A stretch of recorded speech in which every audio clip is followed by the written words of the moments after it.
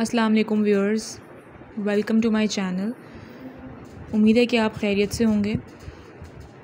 आज हम क्लास 9 का चैप्टर नंबर 1 मैट्रिक्स करने जा रहे हैं, जिसमें मैं आपको इस वीडियो में पूरा उसका इंट्रोडक्शन दूंगी। बेसिकली मैट्रिक्स क्या होता है और उसमें जो भी टर्म्स यूज़ होंगी उसके बारे में आपको बताऊंगी। सो बेसिकली मैट्रिक्स क्या होता है? Matrix it is a collection of real numbers. Real numbers क्या होते हैं? हमारे पास जो रियल नंबर्स हैं वो हमारे 0, 1, -1, 2, 3, -4 positive numbers and negative numbers को आप रियल नंबर्स कहते हैं। ठीक है। दूसरे पॉइंट पे अगर हम आएँ तो उसमें लिखा हुआ है arrange in rows and columns. Rows और कॉलम्स से मिलकर बने होते हैं, मतलब अरेंज उन फॉर्म में होते हैं रोज़ और कॉलम्स। ठीक है, रोज़ और कॉलम्स में अरेंज हुए होते हैं। अब मैं आपको बाद में बताऊंगी कि रोज़ और कॉलम्स क्या होते हैं। ठीक है, आगे जाके इसको डिस्क्राइब करूंगी। Next, enclosed bye brackets. Enclosed bye brackets का मतलब ये है कि ब्रैकेट्स से ये इनक्लोज हुए होते हैं। जैसे आपको आगे शो किया जा रहा है कि ब्रैकेट्स किस तरह की, ये ब्रैकेट्स हैं, इन ब्रैकेट्स से वो इनक्लोज होंगे। ठीक है, आगे आपको एग्ज़ाम्पल नज़र आ रही है। ये एग्ज़ाम्पल जो है उसको मैं बाद में आपको डिस्क्राइब करती हूँ। सबसे पहले आप जो है वो नेक्स्ट पॉइंट पे चलें, फिर आपको ज़्यादा समझ आएगा अच्छे से। The numbers are called the elements और एंट्रीज ऑफ द मैट्रिक्स। ठीक है, the numbers are called the entries elements of the matrix. ये जो आपको इस ब्रैकेट्स के अंदर 0, 2, 2, 4, 6, 2 और 2, 1 नज़र आ रहे हैं, the numbers are called the elements और एंट्रीज ऑफ द मैट्रिक्स। अब जो इस मैट्रिक्स के अंदर आपको जो नंबर्स नज़र आ रहे हैं, जैसे 2, 4, 6, 2, 2, 1, ये जितने भी नंबर्स हैं इसको आप एलिमेंट्स भी कहते हैं और एंट्रीज भी कहते हैं मैट्रिक्स की। ठीक है, आगे हमारे पास आते हैं जो टर्म्स है हमारे पास रोज़ एंड कॉलम्स। रोज़ और कॉलम्स क्या होते हैं? हमारे पास दो मैट्रिक्स आपको मैंने आपके सामने लिखे हैं। जैसे ये एक मैट्रिक्स है 3, 2, 1, 4, 6, 8। ये एक मैट्रिक्स मैंने लिखा हुआ है आपके लिए। ठीक है, तो रोज़ क्या होती हैं? रोज़ वो होती हैं जब आप किसी भी नंबर्स को आप हॉरिजॉन्टली देखेंगे। ये जैसे ये 3, 1, 6 है, 2, 4, 8 है, ये आपकी रोज़ हैं या रोज़ को डिफ़ाइन कर रही है। ठीक है, ये रो 1 है, 3, 1, 6 और 2, 4, 8 रो 2 है। और बेसिकली इसकी डायरेक्शन भी ऐसी होती है जैसे मैंने यहाँ पे बनाया है एरो, हॉरिजॉन्टली। ठीक है, हॉरिजॉन्टली जो भी नंबर्स हॉरिजॉन्टली होंगे डायरेक्शन में, उसको आप रोज़ कंसीडर करेंगे, वो आपकी रोज़ होंगी। जैसे इस मैट्रिक्स में 2 रोज़ हैं आपके पास। सेकंड मैट्रिक्स आपके पास जो लिखा हुआ आता है वो है 7, 6, 4, 9, 0, 2। ये भी एक मैट्रिक्स है। ठीक है, तो कॉलम्स को आप इस तरह डिफ़ाइन करते हैं कि जो भी नंबर्स आपके पास वर्टिकल पोजीशन में लिखे होंगे, जैसे वर्टिकली लिखे हुए हैं, जैसे 7, 6 है, 4, 9 है, 0, 2 है, और इसकी डायरेक्शन इस तरह होगी जैसे मैं एरो बना रही हूँ। कॉलम 1, कॉलम 2, 7, 6 कॉलम 1 है। ठीक है, 4, 9 कॉलम 2, 0, 2 जो है वो हमारा कॉलम 3 होगा। तो ये होते हैं हमारे कॉलम्स, और ऊपर मैं आपको रोज़ का डिस्क्राइब कर चुकी हूँ। तो फिर आगे चलते हैं। आगे आपके पास आता है order of a matrix. Basically order of the matrix क्या होता है? Number of rows and columns in a matrix defines its order. ठीक है, कोई भी मैट्रिक्स आपके पास लिखा हुआ आएगा, उसके अंदर जितनी भी नंबर ऑफ़ रोज़ होंगी और जितने भी कॉलम्स होंगे, आपको वो ऑर्डर बताते हैं उस मैट्रिक्स का। ठीक है, जैसे कि अब मैंने आपके सामने एक मैट्रिक्स लिखा हुआ है, इसमें आपके पास 2 रोज़ हैं। ठीक है, और इसी तरह 2 रोज़ हैं आपके पास। ठीक है, और इसी तरह आपके पास 3 कॉलम्स मौजूद हैं, 3 कॉलम्स। ठीक है, इनका ऑर्डर हम कैसे लिखेंगे? अब इनका ऑर्डर हमें इस तरह लिखना है कि सबसे पहले हमें नंबर ऑफ़ रोज़ को लिखना पड़ेगा।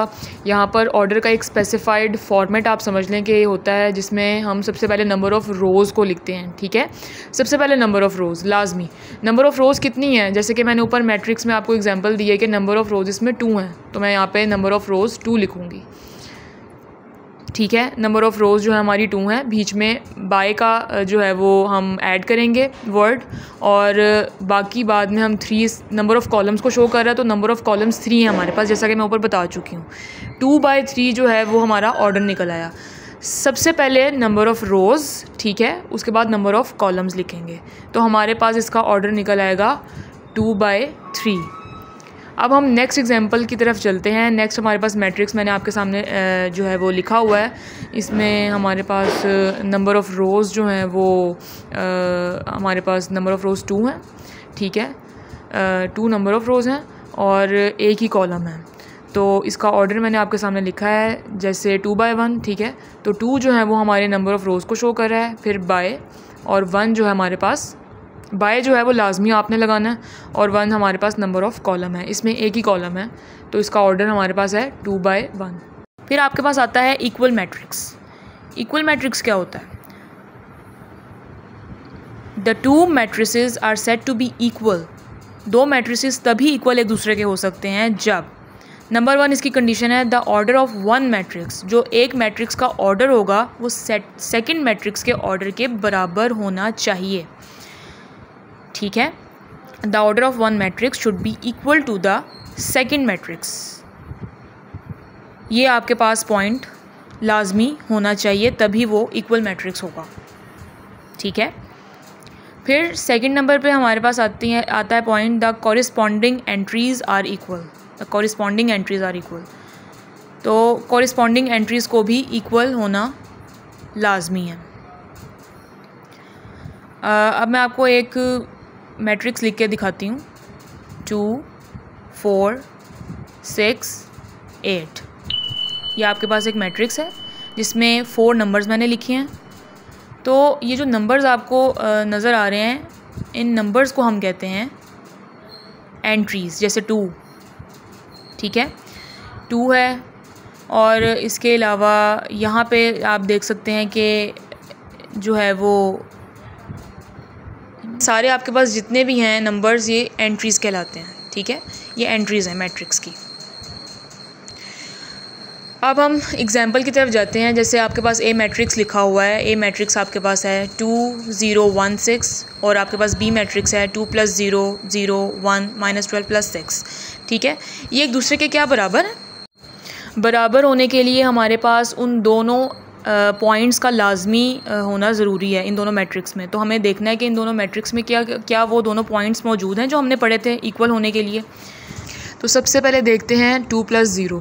2 + 0 अगर हम इसको ऐड करेंगे तो 2 ही आंसर आएगा। ठीक है, तो 2 + 0 जो है वो 2 के बराबर है। नेक्स्ट हमारे पास है 1, तो हम अगर देखें ए में अगर 1 है तो बी में भी 1 है।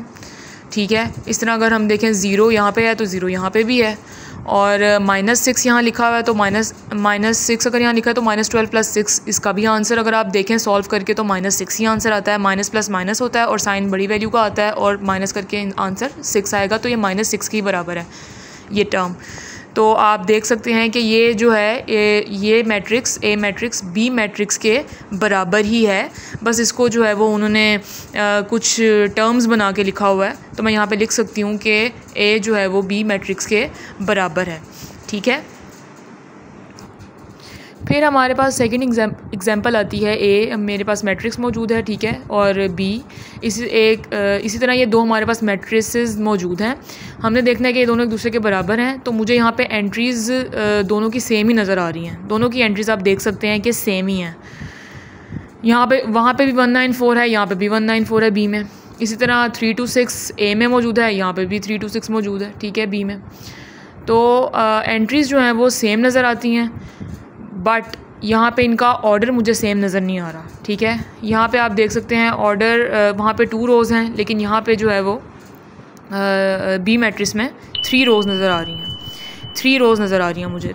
तो ये दोनों मैट्रिसेस एक दूसरे के बराबर नहीं हैं। फिर थर्ड एग्जांपल की तरफ चलते हैं। हमारे पास दो मैट्रिसेस हैं लिखे हुए हैं, ठीक है। आप इनकी एंट्रीज देख सकते हैं, ये दोनों एंट्रीज सेम नहीं है। मैं इनको लिख सकती हूँ कि A is not equal to B। आप देखें यहाँ पे -1 यहाँ पे लिखा हुआ है, ठीक है।